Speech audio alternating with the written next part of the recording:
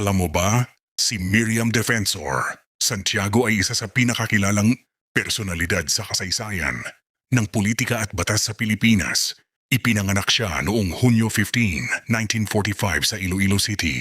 Bata pa lamang ay namukod-tangi na siya sa talino at sipag, dahilan upang magtapos siya bilang valedictorian at makapagtapos ng abogasya na may mataas na karangalan. Nag-aral din siya sa ibang bansa at kinilala bilang isa sa pinakamatalinong Pilipino sa larangan ng batas. Unang nakilala si Miriam sa gobyerno bilang Immigration Commissioner noong dekada 1980. Dito, niya ipinakita ang kanyang matapang na paninindigan laban sa katiwalian, dahilan upang tawagin siya ng media bilang Dragon Lady dahil sa kanyang pagiging prangka at walang takot magsalita laban sa maling sistema. Mabilis siyang nakakuha ng respeto at suporta mula sa taumbayan.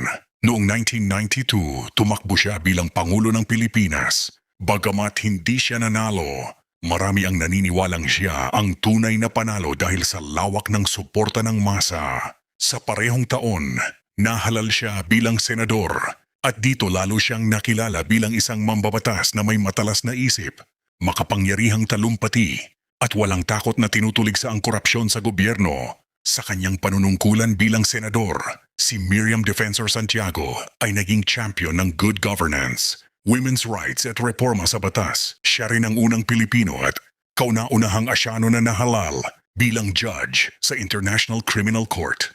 Isang patunay ng kanyang husay at pandaigdigang pagkilala bilang isang dalubhasa sa batas. Noong 2016, muli siyang tumakbo bilang Pangulo kasama si Bongbong Marcos bilang kanyang vice-presidente. Sa kabila ng kanyang karamdaman, ipinakita niya ang tapang at determinasyon hanggang sa huli.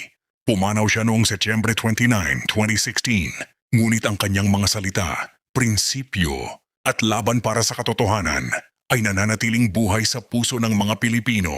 Sa kabuuan, si Miriam Defensor Santiago ay hindi lamang isang politiko, kundi isang simbolo ng talino, tapang at integridad. Ang kanyang pamana ay patunay na ang tunay na leader ay hindi natatakot magsalita ng totoo at ipaglaban ang tama, gaano man ito kahirap. Kung gusto mo pa ng mga ganitong kwento, follow mo lang ang page para sa mas marami pang history at kaalaman ng mundo.